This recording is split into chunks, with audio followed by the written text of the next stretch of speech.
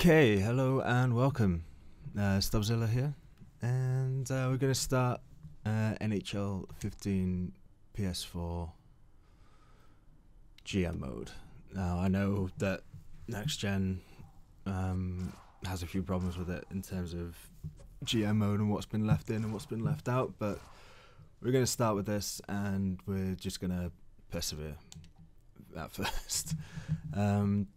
I'm going to go with the Carolina Hurricanes. Not a lot of people seem to go with the Hurricanes. It's a bit of a shame, but I will be. Just to give you a rundown about how the series is going to work, it's going to be basically mainly a simulation, but we're going to sim 19 games and then play the 20th. So you'll get basically four gameplays a season. There'll be separate episodes.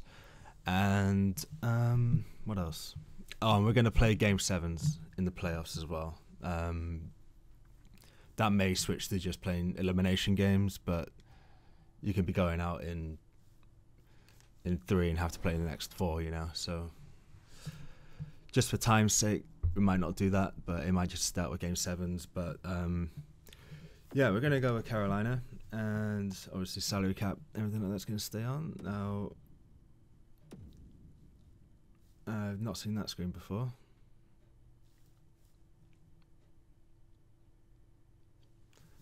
Okay, whatever. So yeah, Carolina plans.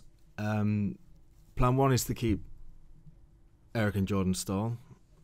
I know there's a couple of problem contracts that they have.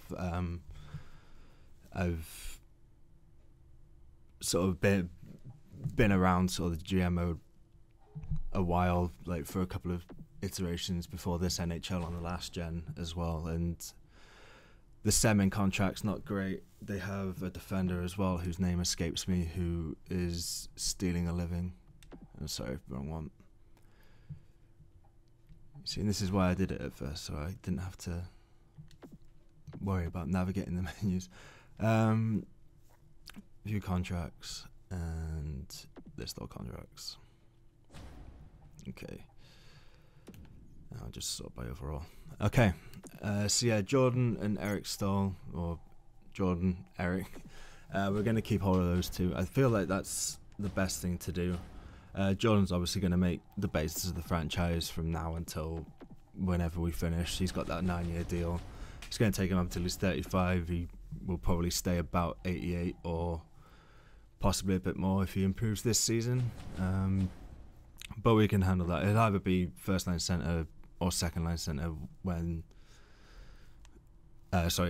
Eric's here at least. Eric, we can probably get another, maybe beyond that contract, possibly another 3 or 4 years at the level that he's at now as well. So Skinner is another guy that will be the basis of the franchise. He'll be automatic first line. Sakira, we got him to a good contract, and I know that he's coming up this season, so I doubt that we're going to be able to keep him to that contract. That's probably going to jump up substantially, but hopefully we can offset that by getting rid of this contract right here, Alexander Semin. Now,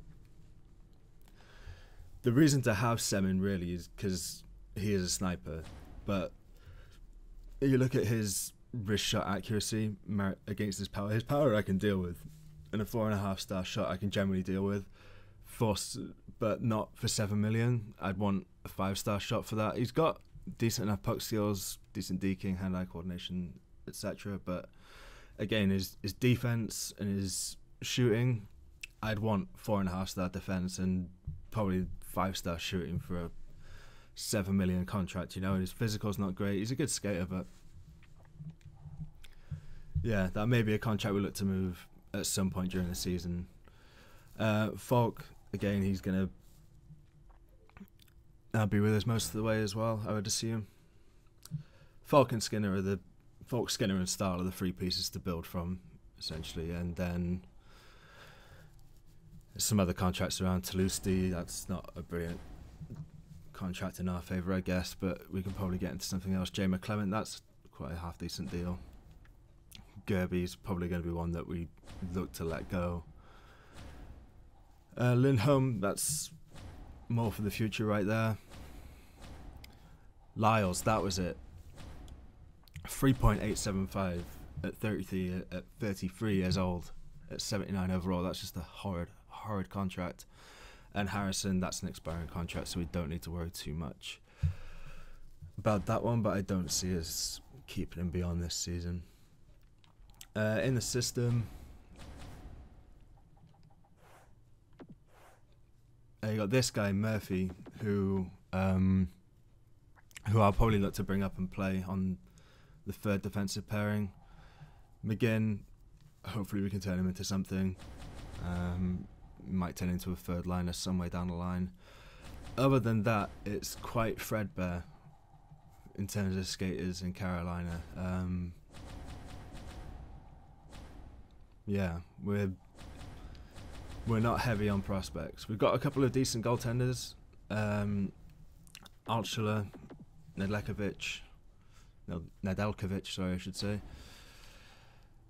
And obviously on the main roster, we've got Cam Ward. So Drew McIntyre might be someone we try to move across as well. Like maybe we can get a draft pick out of that, possibly. I don't see the point in him being there, to be honest with you. Just looking more specifically at our defence, yeah, Lyles is going to move down, and we're going to move the guy from the AHL upwards, definitely. Gleason, that's quite a decent contract in our favour as well, but again, that probably won't stay that way. Depending on who's on the free agents list, he may or may not stay. Hainsey, that's not good for us either, but 3 years, you can kind of deal with it, I guess, especially if we move on the Semin contract, but we may buy him out. We're definitely buying Lyles out at the end of this season as well. But yeah, that's sort of a little introduction to the side. I just want to share a couple of ideas that I've got for bringing people in. Let's have a look. Trade improve, there we go. Free agents, okay, so short-termist, I know, but I want to try and at least make the playoffs every season. I'm not in the mood for just completely rebuilding, especially with the lack of a draft at the moment as well. So a couple of these moves will be short-termist, but we're going to probably look to try and bring in Daniel Alfredson. Setaguchi may also come in as well. Setaguchi just sort of shores up the top six and make sure that we've got a scorer on the top six. Or even top nine, I guess you could say. Yeah, defenders, the only one I really want to bring in is Joni Pitkanen, and he's a bit too expensive. I think Alfredson and Setaguchi will stand us in good stead. And there is a couple of other guys as well who I want to bring in for the fourth line, and one possibly for the future as well, but I'm just going to show you those guys here. Okay, I want to bring in this guy, White.